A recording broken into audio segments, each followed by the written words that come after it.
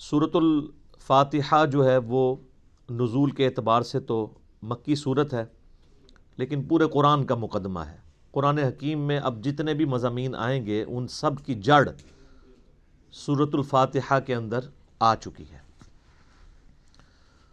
سورۃ الفاتحہ کے کنزیکٹو بعد اللہ تعالیٰ نے سورۃ البقرہ کو مصحف کی ترتیب میں رکھا ہے، اگرچہ یہ ترتیب نزولی کے اعتبار سے مدنی صورت ہے، لیکن مصحف کی ترتیب میں یہ اگر سورۃ الفاتحہ کو قرآن کا مقدمہ مانا جائے تو پہلی صورت قرآن پاک کی سورۃ البقرہ ہے۔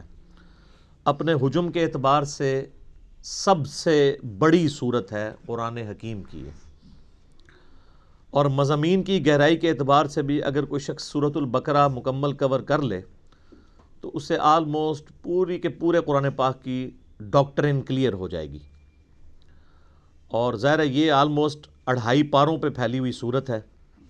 آپ کو پتہ ہے کہ قرآن حکیم میں 2/3 قرآن جو ہے وہ مکی ہے اور 1/3 قرآن جو ہے وہ مدنی ہے۔ اس 1/3 قرآن میں سے بھی 2/3 حصہ وہ پہلے آلموسٹ 6.5 پارے ہیں جو 4 صورتیں ہیں مدنی۔ سورہ فاتحہ تو مکی ہے، وہ مقدمہ ہے، اس کے بعد سورہ البقرہ، سورہ آل عمران، سورۃ النساء اور سورۃ المائدہ، یہ کنزیکٹو 4 مدنی صورتیں ہیں اور یہ 6.5 پاروں کے اوپر پھیلی ہوئی ہیں۔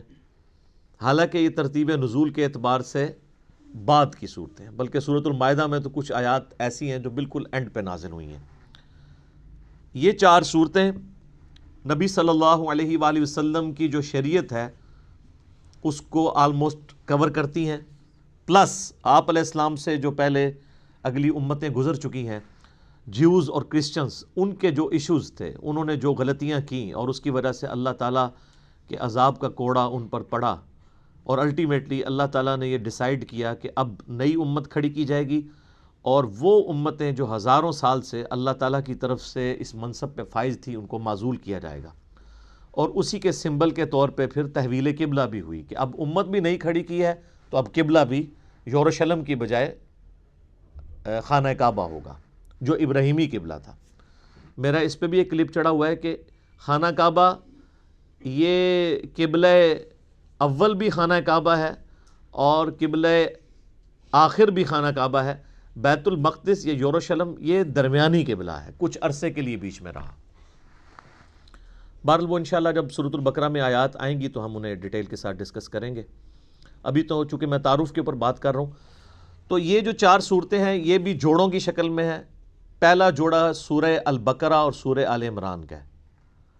سورہ البقرہ مینلی جیوز کے ساتھ، یہودیوں کے ساتھ ڈیل کرتی ہے، اور سورہ آل عمران کرسچنز کے ساتھ، چونکہ وہ بھی اہل کتاب بھی ایک جوڑا تھا تو اس جوڑے کو اس اعتبار سے ایڈریس کیا گیا۔ اس سے اگلی جو 2 صورتیں ہیں سورہ النساء اور سورۃ المائدہ، اس میں بھی اہل کتاب سے بھی اور مشرکین عرب سے بھی اور ساتھ ہی ساتھ جو جیوز اور کرسچنز میں جو خرابیاں تھیں ان کو بھی ایڈریس کیا گیا ہے، اور پلس اللہ تعالیٰ نے جو پرانی شریعت تھی اس کے کچھ احکامات اسی طریقے سے پروسیڈ کروائے اور کچھ احکامات نئے نازل فرمائے شریعت محمدیہ صلی اللہ علیہ وآلہ وسلم کے اعتبار سے۔ لہٰذا ہم یہ کہہ سکتے ہیں کہ یہ جو 4 صورتیں ہیں یہ شریعت محمدیہ صلی اللہ علیہ وآلہ وسلم کو کور کرتی ہیں، پلس جو سابقہ امتیں ہیں جیوز اور کرسچنز ان کے ساتھ ڈیل کرتی ہیں، ان کے ایک جرائم کی لسٹ ہے۔ اور یہی حکمت ہے اس کے اندر کہ یہ صورتیں آغاز میں اس لیے رکھی گئیں تاکہ چونکہ اکثر مسلمان نسلی ہونے تھے، تو نسلاً جو مسلمان ہیں جن کے ماں باپ مسلمان ہیں جب وہ قرآن پڑھیں تو ان کو یہ پتہ چلے کہ اس امت سے پہلے بھی اللہ کی لاڈلی امتیں گزری ہیں، لیکن جب انہوں نے وقت کے پیغمبر کی دعوت کو پس پش ڈال دیا، کتابوں کو پس پش ڈال دیا، تو اللہ تعالیٰ نے پھر ان کا یہ لحاظ نہیں کیا کہ یہ لاڈلی امتیں ہیں، ان میں 3 کتابیں نازل ہوئی ہیں، تورات، زبور، انجیل، اور سینکڑوں صحائف نازل ہوئے ہیں اور ہزاروں پیغمبر آئے ہیں، اللہ تعالیٰ نے انہیں معزول کر کے نئی امت کھڑی کر دی۔ تو اگر تم بھی ویسا ہی کرو گے تو تمہارے ساتھ بھی ویسا ہی ہوگا۔ اور اس پہ جو سورۃ البقرہ کے پہلے 4 رکوع تو چونکہ قرآن حکیم کی پوری دعوت کا خلاصہ ہے، اور اس کے بعد جو اگلے 9 رکوع ہیں وہ بنی اسرائیل کے اوپر اللہ تعالیٰ نے فرد جرم عائد کی ہے، ان کی یعنی جو جرائم ہیں ان کو بیان کیا ہے، پھر اس کے بعد 7 یونیورسل ٹروتھ، ہر جرم کے بعد ایک آفاقی حقیقت اللہ نے بیان کی ہے کہ یہ میرا رول ہے، جب کوئی یوں کرے گا میں اس کے ساتھ ایسا ہی کروں گا۔ وہ 7 یونیورسل ٹروتھ بھی انشاءاللہ سورۃ البقرہ کے اندر آئیں گے، لیکن یہ جو پہلے 4 رکوع ہیں یہ پورے قرآن کی دعوت کا خلاصہ ہے۔ پہلے 4 رکوع اگر کور کریں گے تو پھر آپ کو ساری کی ساری اس کتاب کا جو اسلوب ہے، یہ کس طریقے سے گفتگو کرتی ہے، وہ سمجھ آ جائے گا۔ تو چونکہ اکثر نسلی مسلمان تھے اس لیے یہ شروع میں صورتیں ہیں، اگرچہ ترتیب نزول کے اعتبار سے یہ مدنی ہے۔ پلس جو سابقہ امتیں ہیں ان میں بھی آپ دیکھ رہے ہیں اس وقت کرسچنز آلموسٹ 2.25 ارب کے قریب ہیں، ان کے لیے تو انٹرسٹ سورۃ الانعام میں یا سورۃ الواقعہ میں یا سورۃ الاعراف میں اس طریقے سے نہیں ہے جو انٹرسٹ ان کا سورۃ البقرہ اور سورہ آل عمران میں ہے، کیونکہ وہ ان کے معاملات کو مینلی ڈیل کر رہی ہے۔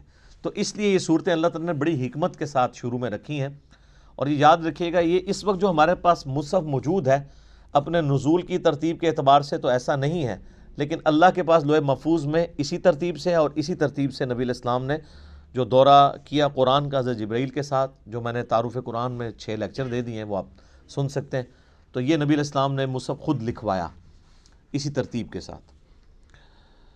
میرے بھائیو، سورۃ البقرہ اور سورہ آل عمران جوڑا ہے، اور قرآن حکیم کی آلموسٹ ساری صورتیں ہی اکا دکا کے سوا جوڑے کی شکل میں ہیں۔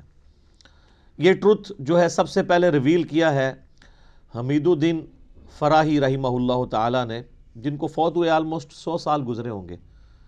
ڈاکٹر اسرار صاحب کے بھی آپ سمجھ لیں دادا استاد، غامدی صاحب کے بھی دادا استاد، جو امین احسن اصلاحی صاحب تھے جو غامدی صاحب اور ڈاکٹر اسرار صاحب کے مشترکہ استاد ہیں، ان کے وہ استاد تھے، انہوں نے یہ ٹروتھ ریویل کیا، اور یہ حقیقت ان پہ اللہ تعالیٰ نے کھولی۔ ظاہر ہے قرآن کبھی بھی پرانا نہیں ہوگا کہ قرآن حکیم کی صورتیں جوڑوں کی شکل میں ہیں، اور انہوں نے کوئی اس کو انوینٹ نہیں کیا، بلکہ انہوں نے احادیث پہ جب تفکر کیا، پھر قرآن پاک کی آیات دیکھی تو ان کو آئیڈیا ہوا کہ واقعی تو جوڑوں کی شکل میں ہے۔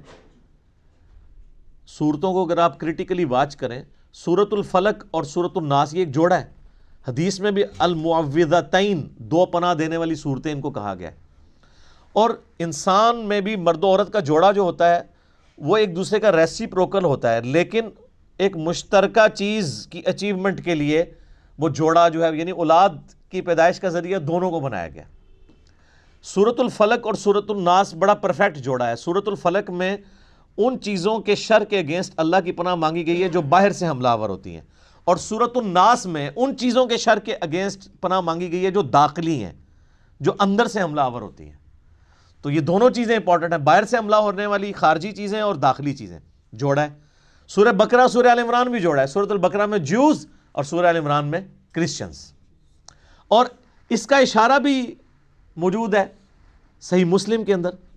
نبی صلی اللہ علیہ وآلہ وسلم نے فرمایا کہ قرآن حکیم کی تلاوت کیا کرو، قرآن اپنے پڑھنے والے کے لیے سفارش کرے گا، اور پھر آپ نے بالخصوص فرمایا کہ سورۃ البقرہ اور سورہ آل عمران یہ قیامت والے دن 2 پرندوں اور 2 بادلوں کی شکل میں چمکتے ہوئے، الزہراوین کے الفاظ ہیں، 2 چمکتے ہوئے بادلوں کی شکل میں ظاہر ہوں گی، اور اللہ تعالیٰ سے جھگڑا کریں گی اس شخص کے حق میں جو ان کی تلاوت کیا کرتا تھا۔ یہ صحیح مسلم میں الفاظ ہیں، اور آپ علیہ السلام نے فرمایا کہ اپنے گھروں میں اس کی تلاوت کرو، جادوگر سورہ بقرہ کو نہیں پہنچ سکتے۔ اور صحیح مسلم شریف میں حدیث ہے کہ جس گھر میں سورہ البقرہ کی تلاوت کی جاتی ہے وہاں سے شیطان بھاگ جاتا ہے، شیاطین بھاگ جاتے ہیں، اور یعنی یہ جادوگروں کے اگینسٹ، شیاطین کے اگینسٹ یہ سورۃ البقرہ جو ہے یہ بڑی پرفیکٹ صورت ہے۔ اس کے علاوہ بھی یعنی بخاری مسلم میں آپ کو اس کے کئی ایک فضائل مل جائیں گے۔ میں نے آلریڈی مسئلہ نمبر 112 3 لیکچرز جو ہیں وہ قرآن حکیم کی 12 صورتوں کے فضائل کے اوپر ریکارڈ کروا دیے، جسے شوق ہو تو وہ ان لیکچرز کو دیکھ لے۔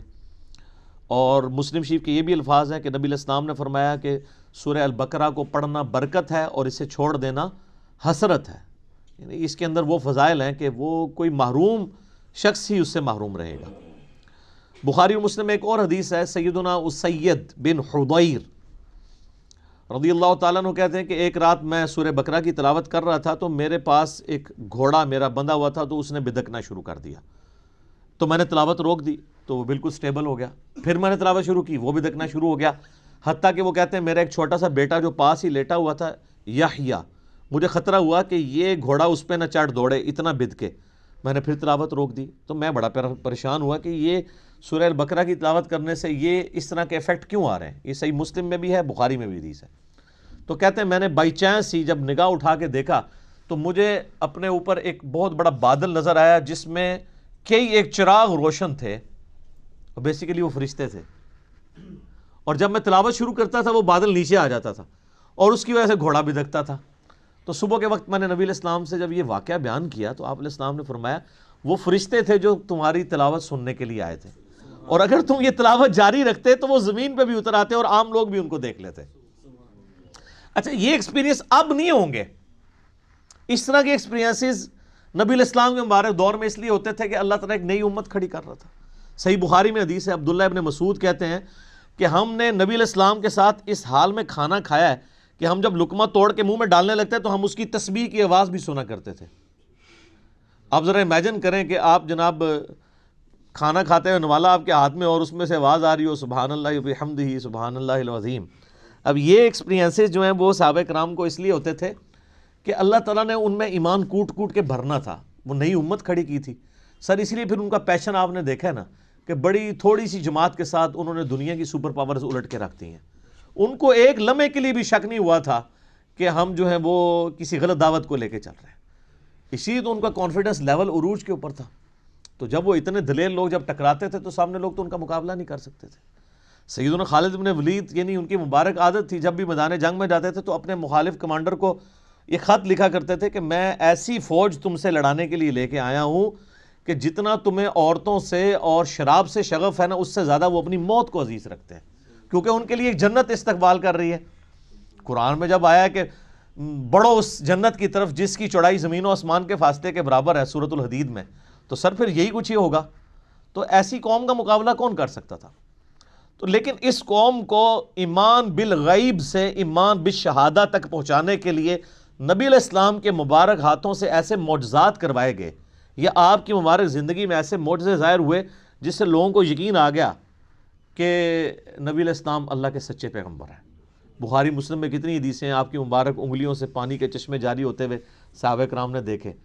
اب اگر کوئی شخص پانی کے چشمے انگلیوں سے جاری ہوتے ہوئے دیکھ لے, اور ایک پیالے میں مبارک ہاتھ رکھنے سے, بخاری مسلم کے الفاظ ہیں, جابر بن عبداللہ کہتے ہیں کہ 1500 صحابہ نے وضو کیا, جانوروں کو پانی پلایا اور سٹور کر لیا, اور اللہ کی قسم وہ پانی اتنا تھا کہ ہم 1,00,000 بھی ہوتے نا تو پانی زیادہ تھا. اس وقت بہرحال ہم 1500 تھے. اب اس طرح کے بے شمار یعنی ایکسپیرینسز, میں نے اس کے اوپر پورا لیکچر دیا ہے, مسئلہ نمبر 131 ABCD, نبی علیہ السلام کے معجزات کے اوپر. اس کے بعد پھر کرامات, استدراج, علوین, یہ ساری چیزیں کیا ہیں ان کو میں نے ڈسکس کیا. تو اس طرح کے ایکسپیرینسز اس وقت ہو جایا کرتے تھے. پھر صحیح مسلم کے اندر ایک حدیث ہے کہ قرآن حکیم کی جو آیت اعظم ہے, آپ علیہ السلام نے ابی ابن کعب سے پوچھا کہ بتاؤ قرآن کی سب سے عظمت والی آیت کون سی ہے, تو انہوں نے کہا اللہ لا الہ الا هو الحی القیوم. نبی علیہ السلام اتنے خوش ہوئے کہ آپ نے اپنا مبارک ہاتھ ان کے سینے پہ مارتے ہوئے کہا کہ ابو منذر تمہیں تمہارا علم مبارک ہو, یعنی بڑی آبزرویشن ہے تمہاری کہ تم نے قرآن حکیم کی سب سے عظیم ترین آیت کو, یعنی نبی علیہ السلام کے بتائے بغیر انہوں نے آبزرو کر لیا کہ یہ آیت ہے. پھر وہ بخاری میں, وہ بھی سورۃ البقرہ میں ہے, آیت الکرسی آیت نمبر 255 ہے سورۃ البقرہ کی.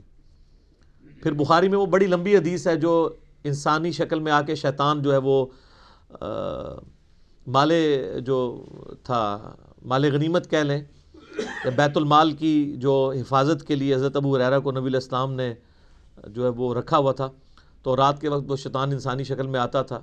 الٹیمیٹلی جب وہ پکڑا گیا تو اس نے پھر حضرت ابو ہریرہ کو ایک رشوت کے طور پہ آپ کہہ لیں, مدنی رشوت, الیاس قادری صاحب اس طرح کی چیزوں کو استعمال کرتے ہیں نا, تو ایک چھٹکارے کے لیے اس نے کہا میں تمہیں ایک وظیفہ بتاتا ہوں, مجھے چھوڑ دو تم. ان کا میں تو نبی علیہ السلام کے پاس پیش کروں گا تمہیں. ان کو نہیں پتا تھا یہ شیطان ہے, انسانی شکل میں آیا تھا, کیونکہ اس ٹائم علم غیب نہیں ہوتا تھا, یہ تو بزرگوں کو بعد میں پتہ چل جاتا ہے نا. تو حضرت ابو ہریرہ کو تو علم غیب کوئی نہیں تھا. اب نبی علیہ السلام کے پاس جب آئے، آپ نے فرمایا تمہیں پتہ ہے یہ 3 راتوں سے جو تمہارا مہمان بنا ہوا تھا نا چوری کرنے کے لیے جو بیت المال کی آیا تھا، وہ شیطان تھا۔ البتہ جو اس نے جاتے ہوئے یہ بات کی نا کہ قرآن حکیم میں ایک آیت ایسی ہے کہ اگر تم رات کو بسترے پہ جاتے وقت تلاوت کر لو تو صبح تک اللہ تعالیٰ تمہاری حفاظت پہ ایک فرشتہ معمور کر لے گا، تو وہ ہے تو جھوٹا تھا، اس نے بات سچی کی ہے۔ تو اس سے ایک اصولی بات پتہ چل گئی کہ اگر کوئی جھوٹا شخص بھی صحیح بات کرے نا تو بات کو لینا چاہیے، بندے کو چھوڑ دینا چاہیے۔ یہاں حالت یہ ہے کہ کوئی بندہ جو ہے وہ بات کرتا ہے تو کہتے ہیں اس کی داڑھی پوری نہیں ہے تو ہم اس کی بات نہیں مانیں گے، یہ ہمارے فرقے کا نہیں ہے ہم اس کی بات نہیں مانیں گے۔ وہ یہ دیکھو بات کیا کر رہا ہے، یہ نہ دیکھو بات کون کر رہا ہے۔ یہ نبی علیہ السلام نے ہمیں تعلیم دی ہے، اور مولویوں کی کامیابی کا راز یہی ہے کہ وہ اس حدیث کے اوپر عمل نہیں کرنے دیتے، وہ فوراً ڈکلیئر کرتے ہیں یہ تو بدعتی ہے، یہ تو گمراہ ہے، یہ رافضی ہے، یہ ناسبی ہے، یہ خارجی ہے، یہ بد مذہب ہے، اس سے بچنا ہے۔ تو سب سے بڑا بد مذہب اس روئے عرض پہ اگر کوئی ہو سکتا ہے تو شیطان ہی ہو سکتا ہے نا، اور کنفرم جہنمی اگر کوئی ہو سکتا ہے تو وہ شیطان ہے۔ تو نبی علیہ السلام فرمایا ہے جھوٹا ہے، بات سچی کی ہے۔ تو شیطان اگر سچی بات کرے تو لے لیں، تو اگر آپ ہمیں شیطانی سمجھتے ہیں تو تب بھی آپ بات دیکھیں، اب وہ بات آپ کے خلاف ہے تو یہ اسی طریقے سے ہے کہ وہ انگریز آپ کو آ کے کہے کہ جی سورہ بقرہ کی آیت نمبر 279 میں اللہ تعالیٰ نے ڈکلیئر کیا ہے اس شخص کو، اللہ اور اس کے رسول کی جنگ ہے اس کے خلاف جو سود کھاتا ہے۔ آپ کہیں جی چونکہ تو انگریز ہے اس لیے میں یہ بات نہیں مانتا، تو وہ آپ انگریز کا انکار کر رہے ہوں گے یا قرآن کا؟ قرآن کا۔ تو آپ کو یہ دیکھنا ہے کہ کتاب و سنت کی دلیل اس نے کیا پیش کی ہے، کیونکہ اگر آپ یہ قدغن لگا دیں گے تو پھر سر جو آپ اپنی پبلک پہ قدغن لگا رہے ہیں نا، تو لگانے والوں کو بھی گمراہ ڈکلیئر کیا ہوا ہے دوسرے فرقے والوں نے، پھر وہ بھی بالکل ٹھیک ہے۔ بریلوی پھر بالکل ٹھیک ہے کہ اہل حدیث کی بات نہیں سننی چاہیے، کیونکہ اہل حدیث جو کہہ رہے ہیں کہ بریلویوں کی بات نہیں سننی چاہیے۔ پھر سنی بالکل ٹھیک ہے کہ شیعہ کی بات نہیں سننی چاہیے، کیونکہ شیعہ بھی کہہ رہے ہیں کہ سنیوں کی بات نہیں سننی چاہیے۔ تو اس امام میں سارے کے سارے ہی ننگے ہیں۔ تو آیت اعظم قرآن حکیم کی صحیح مسلم کی حدیث کے تحت آیت الکرسی وہ بھی سورۃ البقرہ کا حصہ ہے۔ پھر صحیح مسلم میں ایک حدیث ہے، حضرت جبرائیل علیہ السلام نبی علیہ السلام کے پاس بیٹھے ہوئے تھے تو اچانک آواز سنی، انہوں نے تو آسمان کی طرف سر اٹھایا تو کہا یا رسول اللہ صلی اللہ علیہ وآلہ وسلم، آج آسمان کا وہ دروازہ کھلا ہے جو آج سے پہلے نہیں کھلا، اور اس آسمان سے ایک فرشتہ نازل ہوا ہے جو یہ میرے پاس کھڑا ہے، آپ کو سلام عرض کر رہا ہے، اور یہ اللہ کی طرف سے خاص خبر لے کے آیا ہے۔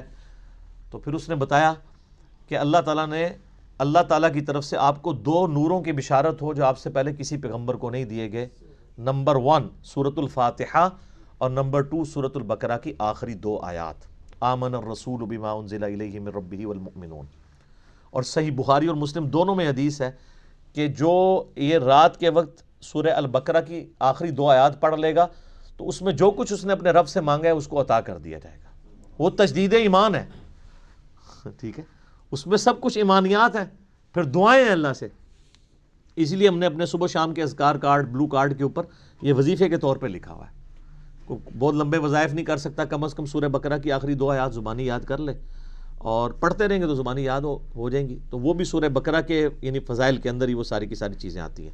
باقی اس پہ بولا جائے تو یہ وقت یعنی کافی زیادہ درکار ہے، بنیادی گفتگو کرنا اس لیے ضروری ہوتی ہے، بعض کے لیے انٹرسٹ کا باعث ہوتا ہے، جس طرح بعض لوگوں کے لیے یہ بڑا انٹرسٹ ہوتا ہے کہ یہ صورت مکی ہے یا مدنی ہے۔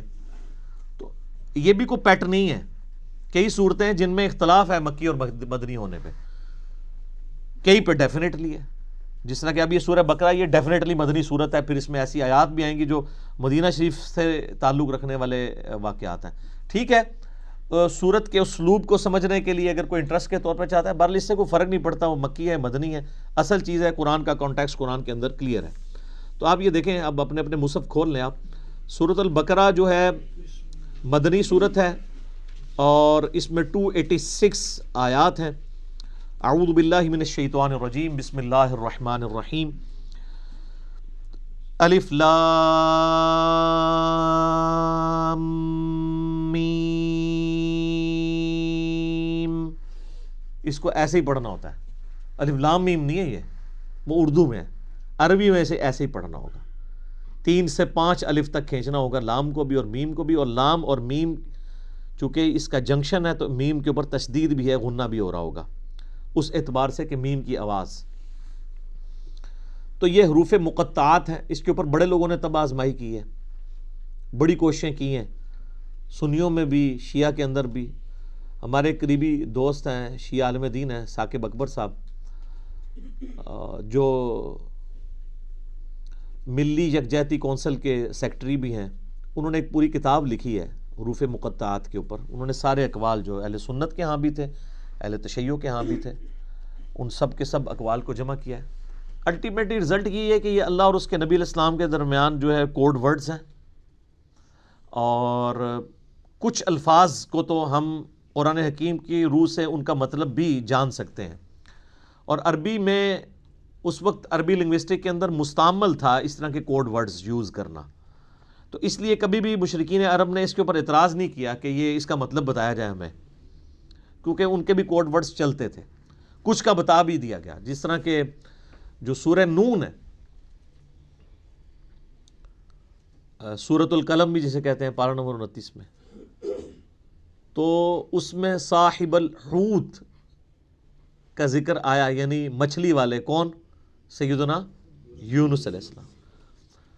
اور سورہ الانبیاء میں حضرت یونس کا نام ہے ذن نون، نون والا، جیسے ہم کہتے ہیں نا ذل جلال یا ذل جلال. حالت رفع میں پڑھا جائے گا ذل جلال، جلال والا اللہ کا نام ہے. تو وہاں پہ ذن نون، نون والا. تو نون والا کون؟ وہ سورہ القلم میں، اس میں آغاز ہی کس سے ہوتا ہے؟ نون والقلم وما یسطرون. تو اس پہ تو اجماع امت ہے کہ وہاں نون سے مراد مچھلی ہے. اور عرب میں اس طرح کے کوڈ ورڈز یوز ہوتے تھے. مثلا یہ جو توئیں ہیں نا، یہ سانپ کے لیے سمبل کے طور پہ استعمال ہوتا تھا. اس کی شکل بھی آلموسٹ دیکھ لینا، کوبرا سانپ اگر ایسے کھڑا ہو اور یوں اس کی دم ہو تو یہ سمبل استعمال ہوتا تھا عرب میں. اور آپ مزے کی بات دیکھیں کہ جتنی صورتوں میں حضرت موسیٰ علیہ السلام کے واقعات آئے ہیں نا، سورۃ القصص ہے، سورہ طٰہٰ ہے، طٰہٰ بھی توئیں سے سٹارٹ ہو رہی ہے. اسی طریقے سے سورۃ القصص، طٰ، سین، سب میں طٰ آپ کو نظر آئے گی. تو اس اعتبار سے کسی حد تک آئیڈیا، لیکن چونکہ یہ انٹرسٹ کی چیزیں ہیں، اس سے کوئی قرآن پاک کی تعلیمات میں فرق نہیں پڑتا. سورہ ال عمران کی آیت نمبر 7 ہے کہ محکمات ہیں اور متشابہات ہیں. محکمات جو ہیں وہ کتاب کی اصل ہے، ان کے اوپر توجہ دو، اور جو متشابہات ہیں ان کا معاملہ چھوڑ دو، ان کے اوپر ایمان لے کے آؤ. بس اللہ کے حضور دعا کرتے ہیں اہل ایمان، ربنا لا تزغ قلوبنا بعد اذ ہدیتنا وہب لنا من لدنک رحمہ انک انت الوہاب، آمین. تو اسی طریقے سے یعنی بڑے بڑے لوگوں نے، یعنی اہل تشیع جو ہیں وہ ذاکرین، علماء نہیں یہ حرکت کرتے، ذاکرین الف لام میم سے آل محمد مراد لیتے ہیں. اور اسی طریقے سے بعض جو اہل علم ہے شیعہ اور سنیوں کے ہاں، وہ کہتے ہیں الف جو ہے یہ اللہ کے لیے ہے، اور جو میم ہے یہ محمد کے لیے ہے، اور لام جو ہے وہ جبریل کی جو لام ہے نا اینڈ پہ. اور وہ کہتے ہیں یہ چیز یعنی اسٹیبلش تھی کہ جب کوئی کسی کی طرف خط لکھتا تھا نا، تو اس کے کوڈ ورڈ کے طور پہ جو لکھنے والا ہے اس کے نام کا بھی پہلا حرف لیا جاتا تھا، اور جس کی طرف لکھا جاتا ہے اس کے نام کا بھی پہلا حرف لیا جاتا تھا، اور جو بیچ میں میسنجر ہوتا تھا لے کے جانے والا اس کے نام کا آخری حرف ہوتا تھا. تو وہ بالکل فٹ ان بیٹھتا ہے. اللہ کا پہلا حرف الف، اور محمد کا پہلا حرف میم صلی اللہ علیہ وآلہ وسلم، اور جبرائیل کا آخری حرف لام. تو یہ بڑے لوگوں نے اس کے اوپر کام کیا ہے. ایون امام ابن تیمیہ نے بھی اس کے اوپر کافی تباہ آزمائی کی ہے، بڑے لوگوں نے کیا ہے. تو اتنی گفتگو کافی ہے میرا خیال ہے. اصل تو میسج کو سمجھنے کی ضرورت ہے. ذالک الکتاب لا ریب فیہ، یہ وہ کتاب ہے جس میں شک کی کوئی جگہ نہیں ہے. دیکھیں کتنے جاہ و جلال کے ساتھ کتاب اوپن ہو رہی ہے. کانفیڈنس لیول آپ کتاب کا دیکھیں. کتاب سٹارٹ ہو رہی ہے کہ بھئی یہ کتاب جو آپ پڑھنے جا رہے ہو کوئی شک نہیں. کوئی شک کیوں نہیں؟ اس کی وجہ یہ کہ اس کتاب کے اندر جو کانفیڈنس اور جو سچائیاں بیان ہوئی ہیں نا، وہ اپنا آپ منوا لیتی ہیں. اور اس میں یہ بھی امپلائڈ تھا کہ جو سابقہ امتیں ہیں نا، جیوز اور کرسچنز، ان کو اس میں کوئی شک نہیں ہے. جس طرح کہ سورہ الانعام میں آتا ہے کہ نبی علیہ السلام کو ایسے پہچانتے ہیں جس طرح اپنے بیٹوں کو. اور سورۃ الاعراف میں آتا ہے کہ یہ اس نبی امی کو اپنے اندر پا رہے ہیں جس کی صفات وہ تورات اور انجیل کے اندر پڑھتے تھے. یعنی یہ کتاب کوئی شک نہیں ہے کہ یہ وہی کتاب ہے, مراد یہ کہ یہ وہی کتاب ہے جس کی پروفیسیز تورات اور انجیل کے اندر موجود تھی, کوئی شک نہیں ہے. ان معنوں میں بھی بے شک یہ وہی کتاب ہے جس کا تمہیں انتظار تھا, اور ان معنوں میں بھی کہ یہ اللہ کی طرف سے نازل ہوئی ہے, اس میں کوئی کنٹراڈکشن نہیں ہے, یہ اللہ کی کتاب ہے. دونوں اعتبار سے یہ شک سے پاک ہے. جو سورہ النساء کی آیت نمبر 82 میں بھی آگے چل کے آئے گا کہ اگر قرآن کسی اور کی طرف سے آتا اللہ کے سوا تو تم اس میں بڑا اختلاف کثیر پاتے. یعنی اس کی آیات آپس میں ٹکرا رہی ہوتی, ایک مضمون کچھ اور کہہ رہا ہوتا, دوسرا اس کے بالکل اپوزٹ.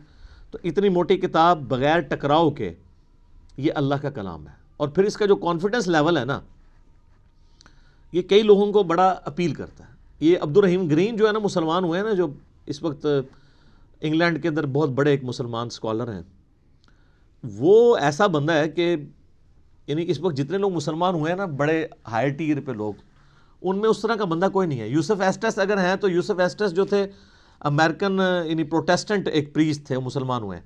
لیکن یہ جو عبد الرحیم گرین ہے نا, اس نے دنیا کے سارے مذاہب پریکٹیکلی پھرے ہیں. یہ 4 سال تک بدھسٹ بھی رہے ہیں, کرسچن بھی رہے ہیں, سارے مذاہب پھر کے اینڈ پہ یہ اسلام کی طرف آئے ہیں.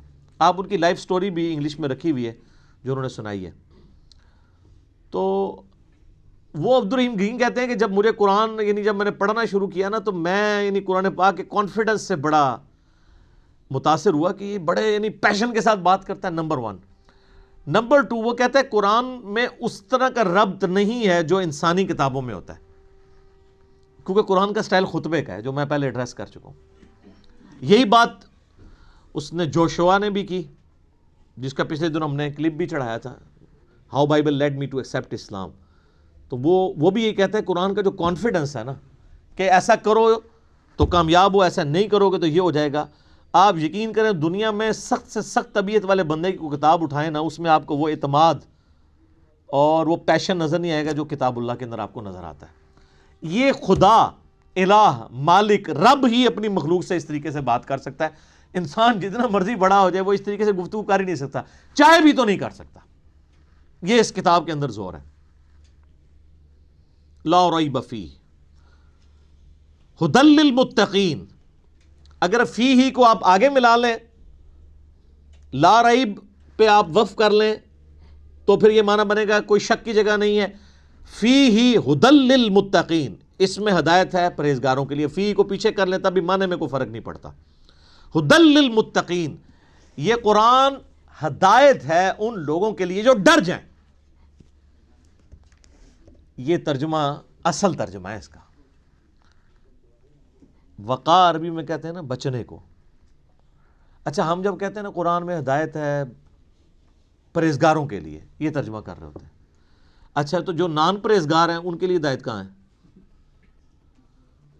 سوال ہے نا. تو اس کا معنی ہی غلط کیا گیا. اس کا ترجمہ مولانا مودودی رحمہ اللہ تعالیٰ نے بالکل ٹھیک کیا کہ یہ کتاب ہدایت ہے ان لوگوں کے لیے جو ڈر جائیں, چاہے وہ کافر ہے, چاہے مسلمان ہے, چاہے گناہ گار ہے, چاہے نیکوکار ہے. کئی نیکوکار ہے پرہیزگار ہیں لیکن ہر الٹا کام کر رہے ہیں کیونکہ وہ متقی نہیں ہے. پرہیزگار یعنی جو آپ نے لائسنس رکھے ہوئے ہیں, داڑھی, شلوار ٹخنوں سے اوپر, تسبیح, ٹوپی, یہ لائسنس ہی ہے نا کسی کی پرہیزگاری کا. آج دنیا میں کسی کو جج کرنے کا طریقہ کیا ہوتا ہے؟ بڑا نیک ہے, وہ کیا دیکھ رہے ہوتے ہیں؟ یہی کچھ دیکھ رہے ہوتے ہیں, گیٹ اپ. حالانکہ تقویٰ تو ادھر ہوتا ہے, وہ تو اللہ کو پتہ ہے ریاکاری کے لیے کر رہا ہے, دکھلاوے کے لیے کر رہا ہے, کس لیے کر رہا ہے. بہرحال جو دنیا کے لائسنس ہیں ان میں جو پرہیزگار ہیں ان میں سے کئی لوگ ہیں جو متقی نہیں ہیں. تو ھدی للمتقین, یہ ہدایت ہے ان کے لیے جو ڈر جائیں. جو بھی ڈر جائے اس کو لیے قرآن کے اندر ہدایت ہے, اور جو نہ ڈرے اس کے لیے قرآن میں کوئی ہدایت نہیں. یہ بڑی خطرناک بات ہے. قرآن سٹارٹ اس سے لے رہا ہے کہ قرآن میں ہدایت اس کے لیے ہے جو ڈر جائے, اور جو نہیں ڈرے گا کوئی ہدایت نہیں. آگے چل کے آئے گا شہر رمضان الذی انزل فیہ القرآن ھدی للناس وبینات من الہدی والفرقان. رمضان کا مہینہ وہ ہے جس میں قرآن نازل ہوا, ھدی للناس, پوری انسانیت کے لیے ہدایت ہے. وہاں تو متقی کا بھی ذکر نہیں آیا. پوری انسانیت چاہے کافر ہے چاہے مسلمان ہے. وَبَيِّنَاتٍ مِّنَ الْہُدَىٰ, اور اس میں ہدایت کے بڑے بڑے روشن دلائل ہیں. والفرقان, اور حق اور باطل میں تمیز کرنے والی کتاب ہے یہ. اچھا یہ الفرقان نبی الاسلام بھی ہے. صحیح بخاری میں حدیث ہے محمد فرق بین الناس, محمد صلی اللہ علیہ وآلہ وسلم لوگوں میں حق اور باطل میں فرق ہے. یہ کتاب بھی الفرقان ہے. تو ھدی للمتقین, ان کے لیے ہدایت ہے جو ڈر جائیں. اس کا کیا مطلب ہے کہ جو شخص زندگی میں غور و تفکر کے بعد اس رزلٹ پہ پہنچے کہ مجھے میری مرضی کے بغیر کسی نے پیدا کیا اور اس نے اس فیس آف ارتھ میں مجھے پٹ کر دیا, اور یہ میری آبزرویشن ہے کہ سب لوگوں نے مرنا ہے, تو اگر سب لوگوں نے مر جانا ہے تو مر کے کس اگلی ایسی زندگی میں جانا ہے؟ اگر کسی کے بنائے سے ہم بنے ہیں تو پھر جس نے بنایا ہے اس کو رسپانس نہ کیا تو مرنے کے بعد جب اس کے سامنے پیشی ہوگی مرنے کے بعد تو کہیں شرمندگی نہ اٹھانی پڑے. جب یہ تصور کسی بھی انسان کے دماغ میں آ جائے, اس کا دل اس تصور کی گواہی دے دے, تو وہ فوراً ڈر جائے گا, یار مجھے کس نے پیدا کیا؟ میرے تو ماں باپ کو بھی نہیں پتا کہ مجھے کس نے پیدا کیا, وہ خود کیسے پیدا ہوئے. تو الٹیمیٹلی ایک خدا کا تصور آتا ہے نا. وہ اللہ جس نے ہماری مرضی کے بغیر ہمیں پیدا کیا, وہ ہمارے ساتھ کچھ بھی کر جائے ہمیں کو بچا نہیں سکتا. سب سے بڑا تو اس نے ہمارے ساتھ کام کر دیا نا کہ پیدا کر دیا, ہم سے پوچھ کے کیا. تو اب بھی جو کچھ وہ کرے گا تو کوئی نہیں کچھ کر سکتا. تو اس میں پھر آسانی کی راہ کیا ہے کہ اسی رب کی پناہ لے لی جائے, اور اسی کے لیے کتابیں نازل ہوئیں, پیغمبر آئے. اس سورۃ البقرہ کے پہلی 4 رکوع کے اندر پورے قرآن کا خلاصہ آ جائے گا. تو جب ایسا شخص غور و تفکر کرے گا نا تو فوراً اس کے اندر ایک ڈر پیدا ہوگا, یار میرا کیا بنے گا, کہیں میں نے جانا ہے, کسی کو منہ دکھانا ہے, میں کیا کروں.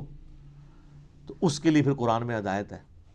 ایسا شخص الٹیمیٹلی قرآن تک بھی پہنچ جائے گا, پیغمبروں کی تعلیمات تک بھی پہنچ جائے گا, اور ایسا شخص جب قرآن کو پڑھے گا تو اسے ہدایت ملے گی. فذکر بالقرآن من یخاف وعید, اے نبی علیہ السلام قرآن سے اسے نصیحت کریں جو اللہ کی دھمکی سے ڈر جائے. کتنی حیران کن بات ہے. نبی علیہ السلام کو منع کیا گیا, جو دھمکی سے نہیں ڈرتا اس کے لیے کوئی نصیحت نہیں ہے. فذکر ان نفعت الذکر, نصیحت کرو اگر نصیحت کرنا کسی کو فائدہ دیتا ہو. سیذکر من یخشی, نصیحت اس کو کریں جو ڈرتا ہے. وَيَتَجَنَّبُهَا الْأَشْقَى, اور جو شکی ہو چکا ہے, بدبخت ہو چکا ہے, ڈرنے کے لیے تیار نہیں, چھوڑ دیں. الَّذِي يَصْلَى النَّارَ الْكُبْرَى, اس کا علاج یہ کہ ہم اسے بڑی آگ پہ پیش کریں گے. ثُمَّ لَا يَمُوتُ فِيهَا وَلَا يَحْيَا, پھر وہ نہ وہاں پر زندوں میں ہوگا نہ مردوں میں. قَدْ أَفْلَحَ مَن تَزَكَّى, بے شک کامیاب وہ ہوا جس نے اپنے نفس کا تزکیہ کر لیا, پاکیزگی کی روش اختیار کر لی. وَذَكَرَ اسْمَ رَبِّهِ فَصَلَّى, اور اپنے رب کا نام لے کر نماز قائم کی, نماز پڑھی. آپ دیکھیں کہ سورہ الاعلیٰ, اس کو آپ پورے کے پورا یعنی ایک جو اللہ کی دعوت ہے اس کو کیا کرتی ہے. بل تؤثرون الحیات الدنیا, لیکن تمہارا اصل مرض یہ ہے کہ تم دنیا کی زندگی کو ترجیح دیتے ہو. والآخرۃ خیر لک من الاولی, والآخرۃ خیر وابقی, جبکہ آخرت جو ہے وہ بہتر بھی ہے اور باقی بھی رہنے والی ہے. ان ھذا لفی الصحف الاولی, یہی ایک یونیورسل ٹروتھ اور کانٹے کی اصل بات تھی جو قرآن سے پہلے صحیفوں میں بھی نازل ہوئی تھی. صحف ابراہیم و موسیٰ, چاہے وہ ابراہیم کے صحائف ہوں چاہے موسیٰ علیہ السلام کے صحائف, ایک ہی کانٹے کی بات تھی. کیا؟ بل تؤثرون الحیات الدنیا والآخرۃ خیر وابقی. اب یہ بھی سر پھر ہم صحیح کہتے ہیں نا کہ کتابوں کا خدا اور ہے اور بابوں کا خدا اور. یہ کتابیں ڈسکس ہو رہی ہیں. اللہ اکبر.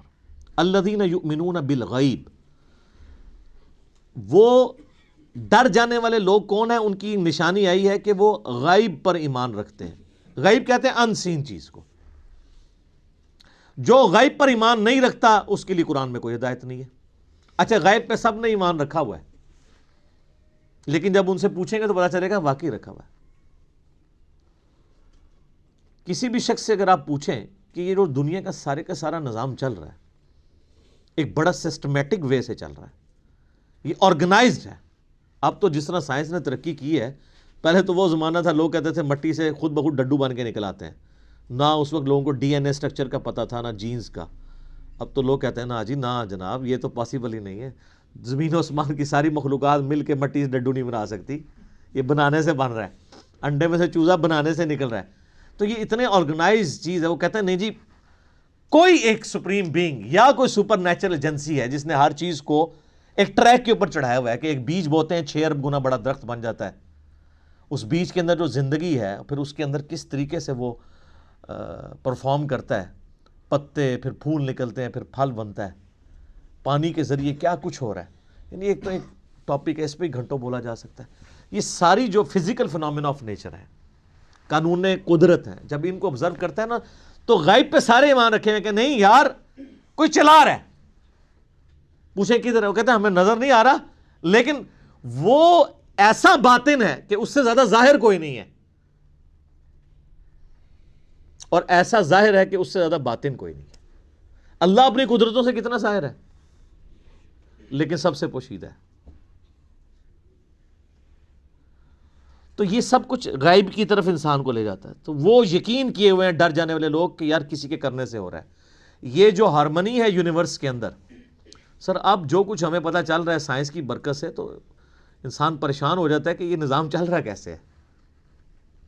میں آپ کو صرف یہ بتاتا ہوں کہ سائنٹسٹ کہتے ہیں کہ اس کائنات میں اتنا بیلنس ہے کہ اگر ایک بال پوائنٹ کو اس کی نوک پہ کھڑا کر دیا جائے، یہ پاسبل ہے کہ نوک پہ کھڑا ہو جائے؟ بہت ہی زیادہ کوئی سوفسٹیکیٹڈ بیلنس ہو تو یہ پاسبل ہے، اور یہ 1 ارب سال یوں کھڑی رہے، گرے نا۔ اس سے زیادہ بیلنس جو ہے نا وہ اس کائنات میں ہے، اور یہ balance millions of fine tunings کے ساتھ چل رہا ہے۔ ایک ایک فائن ٹیون اگر خراب ہو جائے نظام نہیں چل سکتا۔ یعنی پانی کو اگر آپ دیکھیں تو پانی کی جتنی پراپرٹیز ہیں، کیمیکل پراپرٹیز، فزیکل پراپرٹیز، ہر ایک ایک فائن ٹیون ہے۔ اس کی گریوٹی ڈسٹرب ہو جائے ختم۔ یہ فضا کے اندر جو آکسیجن اور نائٹروجن کی مقدار ہے، نائٹروجن زیادہ ہو جائے یا آکسیجن کم ہو جائے، کوئی زندہ رہ سکتا ہے؟ یہ بھی ایک فائن ٹیوننگ ہے۔ سورج کا زمین سے فاصلہ، یہ بھی فائن ٹیوننگ ہے۔ پھر سورج اور زمین کے درمیان جو اللہ تعالیٰ نے لیئرز رکھی ہیں، 99.99% ہارمفل ریز ہیں سورج کی، وہ نیچے آتی نہیں ہیں، راستے میں ریپیل ہو جاتی ہیں۔ کچھ اگر کراس بھی کرتی ہیں ارتھ میگنیٹک فیلڈ کی وجہ سے ریپیل ہو جاتی ہیں، اور صرف وہی آتی ہیں۔ سر سائنٹسٹ کہتے ہیں کہ یہ میریکل پلانٹ بنایا گیا ہے اس لیے کہ یہاں پہ زمین پہ انسانیت کو آباد کیا جائے۔ وہ کہتے ہیں یہ پلان کے بغیر ہو ہی نہیں سکتا، اس کو لائف کے لیے، لائف ایگزسٹ کرنے کے لیے فیزیبل بنایا گیا ہے۔ وہ کہتے ہیں سپریم بینگ یا مدر نیچر، کوئی بھی نام دے دیں، الٹیمیٹلی غیب پہ سب کے سب لوگ ایمان رکھتے ہیں۔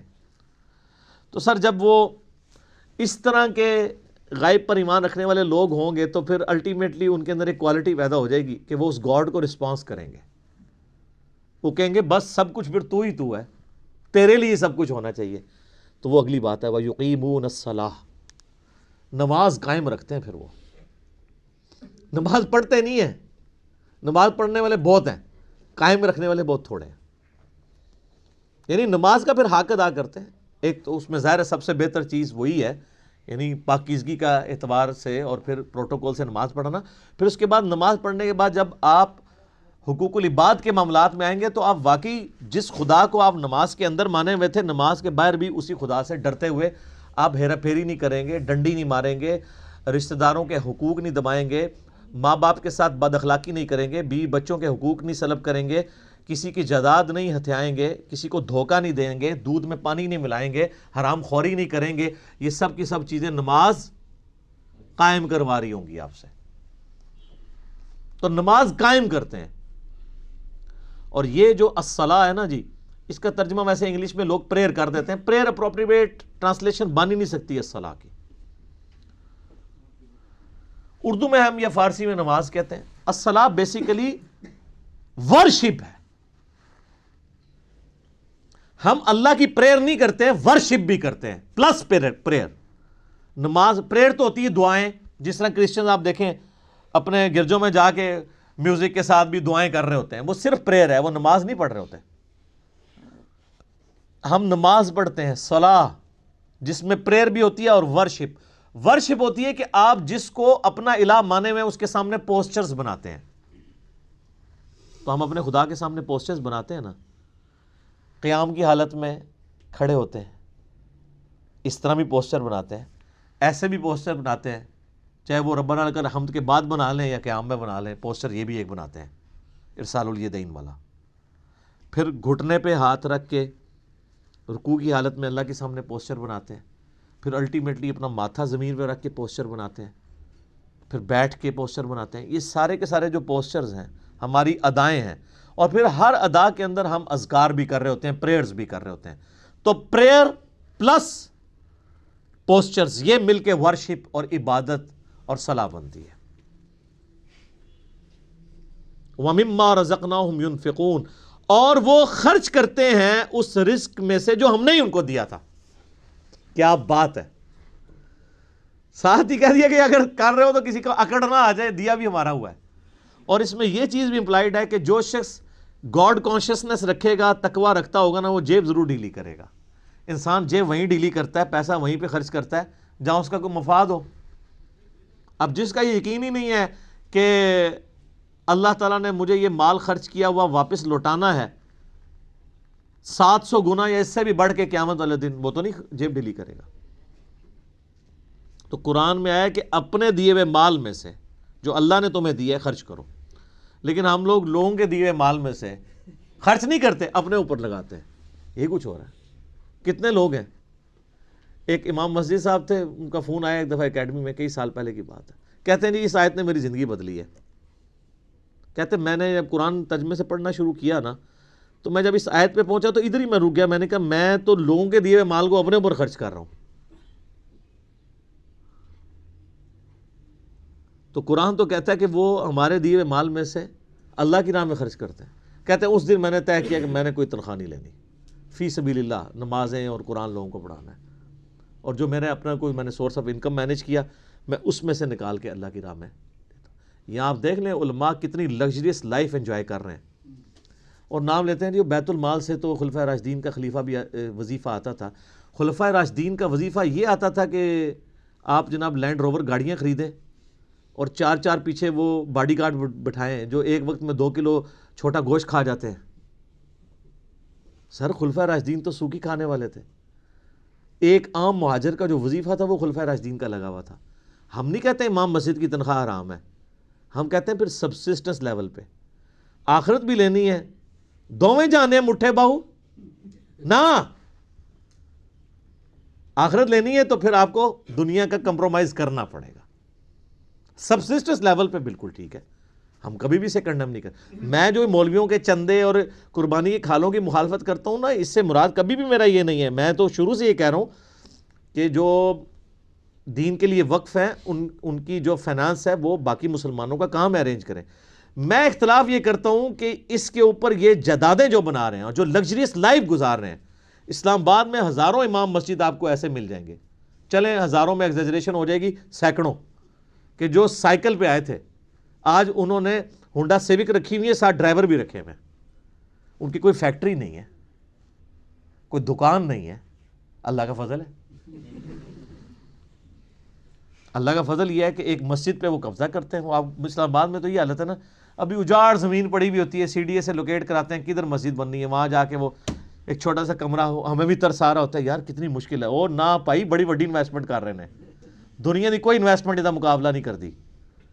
اجاڑ میں جا کے ایک چھوٹا سا کچا سا کمرہ بنا کے بیٹھ جاتے ہیں، ایک چھوٹا سا وضو خانہ ہوتا ہے، پرانے سے لوٹے، ایک باتھ روم، وہ بھی ٹین کا بنا ہوا، لیکن سر 5-6 سال جب گزرتے ہیں وہاں پہ ایک عالی شان مسجد ہوتی ہے اور ایک بہت بہترین قسم کی رہائش ہوتی ہے، جو اگر اسلام آباد میں آپ کو لینی پڑ جائے تو 40-50 ہزار روپیہ اس رہائش کا کرایہ ہوگا، وہ اس مولوی صاحب کی فری ہوتی ہے، اور ایون اس کے اندر جو بل آ رہے ہیں وہ بھی مسجد انتظامیہ دے رہی ہوتی ہے. لاکھ روپے کا ایک ایوریج پیکج وہ لے رہا ہوتا ہے. تنخواہ جو ہے وہ تو ویسے ہی ہوتی ہے نا چونگا.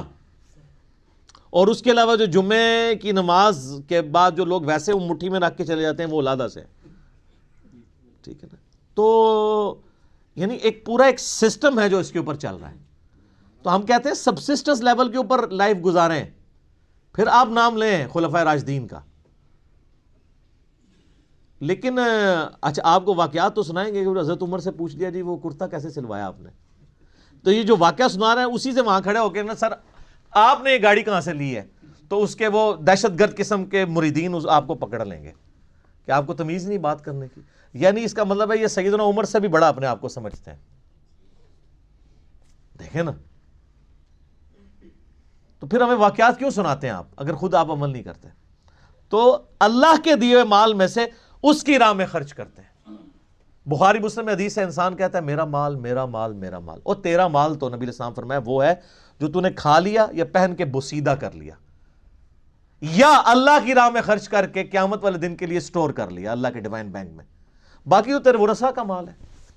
بخاری اور مسلم دونوں میں حدیث ہے کہ انسان کے 3 دوست ہیں، ایک ہی قبر میں ساتھ جاتا ہے، وہ اس کے اعمال ہیں، باقی اس کا مال اور اس کے رشتہ دار وہ باہر ہی رہ جاتے ہیں. تو جس نے ساتھ جانا ہے اس کے ساتھ پھر پکی یاری لگانی چاہیے نا. اللہ اکبر. نبی علیہ السلام کی حدیث ہے بخاری اور مسلم میں، نبی علیہ السلام نے فرمایا اے اللہ محمد اور آل محمد کو بس اتنا ہی رزق دینا کہ ان کی روح اور جسم کا رشتہ برقرار رہے. کیوں؟ آپ علیہ السلام زیادہ مال کو اوائڈ کرتے تھے، آپ کی فقر کی زندگی تھی اور یہ فقر اڈاپٹڈ تھا. اما عائشہ کہتی ہیں خیبر کے بعد تو وسعت ہو گئی تھی لیکن حضور کی وفات تک ہماری حالت ہے. بخاری مسلم دونوں میں حدیث ہے، بعض اوقات 1 مہینہ، بعض اوقات 2، بعض اوقات 3 مہینے بھی ہمارے گھر میں چولہا نہیں جلتا تھا. 2 کالی چیزوں کھجور اور پانی پہ گزارا ہوتا تھا، اور کھجور بھی کوئی پیٹیاں یا ٹوکرے نہیں، 2 کھجوریں صبح اور 2 شام کو بس، اور 1 میٹھا پانی کا پیالہ صبح اور 1 شام کو. یہ ٹوٹل رزق تھا. میٹھا پانی اس وقت ایک ایشو تھا، دور سے بھر کے لانا پڑتا تھا. اور اس میں مجھے بتائیں حضور کی بیویاں حضور سے شکایت نہ کرتی تو کیا کرتی؟ لیکن جب شکایت کی سورۃ العذاب میں اللہ تعالیٰ نے ڈانٹ پلائی، ایسی ڈانٹ پلائی کہ یہاں تک کہا کہ اے نبی ان کو کہو کہ میں تمہیں مال دے کے چھوڑ دیتا ہوں. ہائے ہائے ہائے. اور حضور آئے ہیں، بخاری مسلم کے الفاظ ہیں کہ عائشہ جاؤ اپنے باپ سے مشورہ کرنا ہے کر لو، اللہ نے تو مجھے کہہ دیا اگر تم اس طرح ہی فقر کی زندگی گزارنا چاہتی ہو میرے ساتھ رہو، تو ادروائز میں تمہیں چھوڑ دیتا ہوں مال دے کے. انہوں نے کہا میں اللہ اس کا رسول اور آخرت کو چاہتی ہوں. وہ قرآن میں یہ آیا تھا اگر تم اللہ اس کے رسول اور آخرت کو چاہتی ہو تو پھر اسی طریقے سے نبی کے ساتھ گزارا کرو. تو آپ کی بیویاں اگر آپ کے ساتھ غصہ کھائیں نا تو صبر کیا کریں. نبی کی بیویاں، نبی کی تربیت یافتہ بیویاں، ان کے ساتھ اگر یہ معاملہ ہو سکتا ہے تو ہماری بیویاں تو پھر ان سے بہت دور ہیں.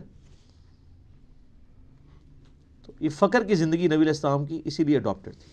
والذین یؤمنون بما انزل الیک، اے نبی علیہ السلام وہ لوگ ہیں جو ایمان لاتے ہیں اس پر جو آپ کی طرف نازل ہوا، وما انزل من قبلک، اور اس پر بھی جو آپ سے پہلے نازل ہوا. اچھا ادھر یہ نہیں آیا کہ اور اس پر بھی جو آپ کے بعد نازل ہوگا، اس کا مطلب ہے کہ نبوت ختم ہو چکی ہے. وبالآخرۃ ہم یوقنون، اور آخرت کی زندگی کے اوپر وہ یقین رکھتے ہیں. سر دیکھیں کتابوں پر ایمان لاتے ہیں اور آخرت پر کیوں؟ آخرت پہ ایمان لانا کافی نہیں ہے، یقین ہونا ضروری ہے. یقین نہیں ہوگا آپ کا قبلہ درست نہیں ہوگا. یقین کو آپ اسی طریقے سے سمجھ لیں کہ اگر آپ کو کہیں نا کہ یار استری گرم استری کو اگر ہاتھ لگ جائے نا تو ہاتھ جل جاتا ہے، اور کسی کا جلا ہوا ہاتھ دکھا بھی دیا جائے تو صرف ایمان ہی ہوگا یہ آپ کا، کیونکہ آپ نے خود جلتے ہوئے نہیں دیکھا. یقین کے لیے آپ کو استری کے اوپر ہاتھ رکھنا پڑے گا، گرم استری پہ. اس کے بعد جو آپ کو یقین آئے گا تو آپ ٹھنڈی استری کو بھی ہاتھ نہیں لگائیں گے، چیک کریں گے نا. تو یہ ہے یقین. آخرت کا یقین انسان کا قبلہ درست کرتا ہے، ایمان والا معاملہ. اچھا قادیانی اس کے اندر بھی جو ہے وہ دو نمبری کرتے ہیں. وہ بالآخرۃ هم یوقنون میں وہ کہتے ہیں کہ یہ جو آخرہ اس سے مراد ہے جو اس کے بعد نازل ہوا، حالانکہ وہ قرآن کے اسلوب میں بیٹھتا ہی نہیں ہے. ویسے کوئی بےایمانی کرنا شروع کر دے علیحدہ بات ہے، وہ تو قرآن اپنے اسلوب میں بالکل کلیئر ہے. اب اس میں دیکھ لیں آپ، عقیدہ توحید بھی کلیئر ہے، عقیدہ رسالت بھی کلیئر ہے، کیونکہ آیا کہ ایمان لاتے ہیں جو تم پہ نازل ہوا، اور عقیدہ آخرت بھی. جو بنیادی اسلام کے 3 عقائد ہیں وہ سورہ بقرہ کے، میں نے کہا تھا پہلے 4 رکوع جو ہیں نا وہ قرآن کی دعوت کا خلاصہ ہیں، آلموسٹ 40 کے قریب آیات، لیکن پہلی 4 آیات کے اندر ہی کتنی مضامین کی گہرائی موجود ہے. تو آپ سے پہلے یعنی تورات اور انجیل اور باقی صاحب یعنی اولڈ ٹیسٹمنٹ نیو ٹیسٹمنٹ اس میں بھی ایمان لاتے ہیں، اور آپ پہ جو نازل ہوا. ظاہر ہے کہ جوز اور کرسچنز کو چونکہ یہ پتہ تھا کہ اللہ کی کتاب ہے، پروفیسیز موجود تھیں. ایون آج کی آپ انجیل مقدس اٹھائیں، جو انارکلی سوسائٹی، جو بائبل سوسائٹی جو ہے انارکلی لاہور، اس میں اولڈ ٹیسٹمنٹ نیو ٹیسٹمنٹ اور صحائف جو ہیں وہ بنی اسرائیل کے پیغمبروں کے، انہوں نے انجیل مقدس کے نام سے آلموسٹ اتنی والیوم کی ہے، لیکن وہ باریک رائٹنگ ہے، قرآن سے 3 گنا بڑی وہ کتاب ہے. آپ اس میں ابھی بھی آپ اولڈ ٹیسٹمنٹ میں تورات کے اندر چلے جائیں، ڈیوٹرانومی چیپٹر نمبر 18 کی جو ہے وہ آیت نمبر 18 پڑھ کے دیکھ لیں. اے موسیٰ علیہ السلام، میں تیرے ان کے یعنی امتیوں کے بھائیوں میں سے تیری مانند ایک رسول اٹھاؤں گا. تو وہ یعنی بنو اسرائیل میں سے نہیں بلکہ بنو اسماعیل میں سے. میں قرآن کے تعارف میں اس کے اوپر چونکہ بول چکا ہوں، آپ دیکھیں.